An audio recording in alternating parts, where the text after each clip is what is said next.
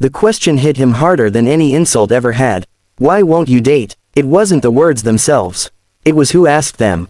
The entire executive floor had already emptied for the evening, sunlight still pouring through the glass walls of the 23rd floor, bathing the city below in gold. Nathaniel Rose stood rigid near the conference table, his fingers curled slightly at his sides, his jaw tight. Across from him stood his boss, Celeste Whitmore, brilliant, composed, admired by everyone in the building. A woman who commanded boardrooms with ease and intimidated investors twice her age. But right now, there was something vulnerable in her eyes. Before we continue, if you believe in kindness, second chances, and the quiet strength of single parents, please take a moment to like, comment, share, and subscribe to Anne's Stories. Your support helps these stories reach hearts that need them most. Nathaniel hadn't meant for it to get this far. He had dodged the invitations politely at first, company galas, charity dinners, casual, coffee meetings, that felt far too personal. He had kept his answers short, professional, distant. But Celeste was not a woman used to being avoided.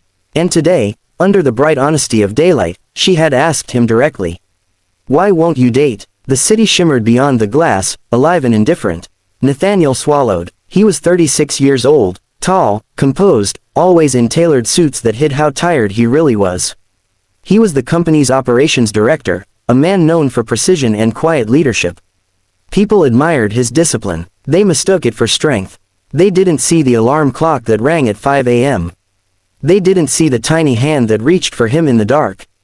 They didn't see the unopened wedding photo still tucked inside his dresser drawer. Nathaniel had not dated in 5 years. 5 years ago, his wife, Marissa, had collapsed in their kitchen on an ordinary Tuesday morning. There had been no warning.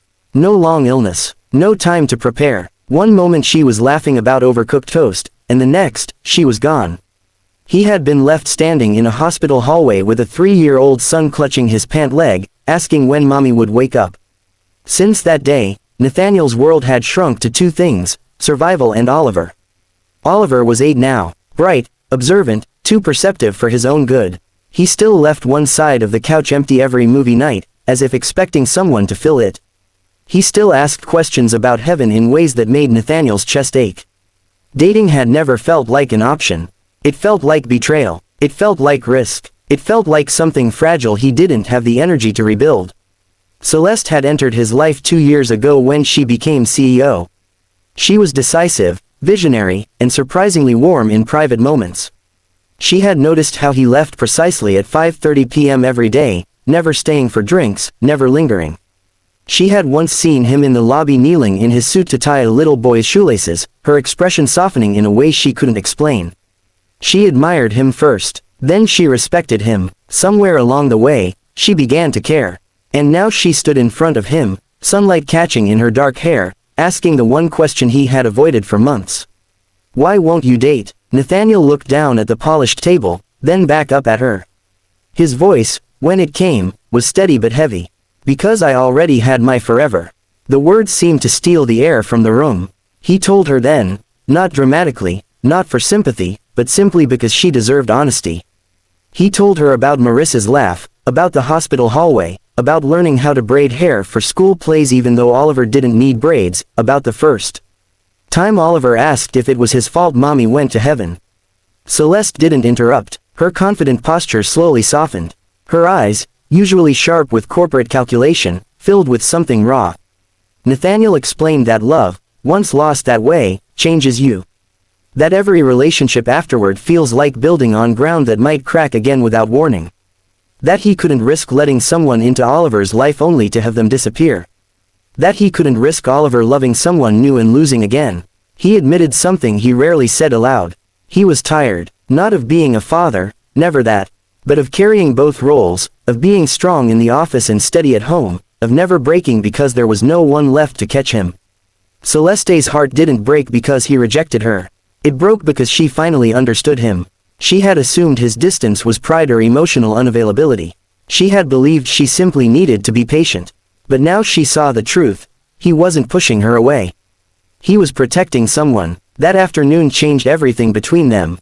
Not in the way gossiping employees might have expected. There were no secret romances or dramatic declarations. Instead, there was space. Celeste stopped inviting him to personal dinners. She stopped testing boundaries, but something quieter grew in its place. Understanding. A week later, Nathaniel received a call from Oliver's school in the middle of an important strategy meeting. He never ignored those calls. He excused himself immediately. Celeste noticed. Oliver had gotten into a small fight defending another child. Nothing serious, but enough to require a parent's presence. Nathaniel arrived at the school flushed and apologetic, still in his suit. To his surprise, Celeste arrived 10 minutes later. She hadn't come as CEO. She hadn't come to supervise. She had come because she remembered what he had said about being tired. She sat beside him in the principal's office while Oliver explained, with trembling hands, that he didn't like bullies. Celeste listened, then spoke gently to Oliver about strength being calm, not loud. She didn't overstep. She didn't try to replace anyone. But when they left, Oliver looked up at Nathaniel and asked quietly who she was. Nathaniel hesitated. She's someone kind, he finally said. That evening, Oliver asked a question Nathaniel had not expected. Dad, are you lonely? The word hit him harder than Celeste's question had. Children see what adults hide. Nathaniel didn't answer immediately. He sat on the edge of Oliver's bed, daylight fading through the curtains. Sometimes, he admitted. Oliver thought about that, then he said something simple. It's okay to miss Mom and still smile. Nathaniel didn't sleep much that night. Over the following months, Celeste remained steady, not pursuing, not retreating. She attended a community fundraiser where Oliver's class performed. She congratulated Nathaniel on milestones without attaching expectations. She treated Oliver like a person, not an obstacle. And slowly, something inside Nathaniel shifted. Grief didn't vanish. It never does, but it softened around the edges. One Saturday morning, months later, Nathaniel invited Celeste to join them at the park. It wasn't labeled a date. It was just sunlight, coffee, and a child chasing pigeons. Celeste didn't overdress. She didn't perform. She sat on the bench and listened as Oliver explained the rules of an imaginary game only he understood. Nathaniel watched them, something cautious but hopeful rising in his chest. He realized something important that day. Loving again did not erase Marissa. It did not replace memories. It simply added new ones. Celeste never tried to compete with the past. She respected it. She asked about Marissa without jealousy. She listened to stories. She acknowledged that grief and love can exist side by side. And for the first time in 5 years, Nathaniel allowed himself to imagine a future that wasn't defined by fear. It wasn't dramatic. It wasn't sudden. It was built in daylight, through school pickups, shared lunches, small conversations, and patient understanding. One afternoon, standing again by those same office windows where the question had first been asked, Celeste looked at him differently. Not with longing, not with pressure, with partnership. Nathaniel turned to her and said quietly that he was ready to try. Not because he had stopped loving his late wife, but because he had realized that protecting his son didn't mean shielding him from joy. It meant teaching him that love, even after loss, is worth the risk. If this story touched your heart even a little, please take a moment to like, comment, and share it. Stories like this remind us that healing is possible, even in the brightest daylight after the darkest nights. And before we close, I have one small request. If you believe single parents deserve second chances at happiness, comment the word hope below.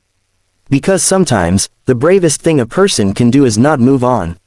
It's move forward. Months later, Oliver stood between Nathaniel and Celeste at a school art fair, holding both their hands without hesitation. The sunlight streamed through the gymnasium windows, warm and honest. There was no replacement, no forgetting, only expansion. Nathaniel no longer felt like a man guarding ruins. He felt like a father building something new. And Celeste, who once asked why he wouldn't date, learned that sometimes the strongest love stories don't begin with passion. They begin with patience. They begin with understanding. They begin with someone finally asking the right question, and being brave enough to hear the answer.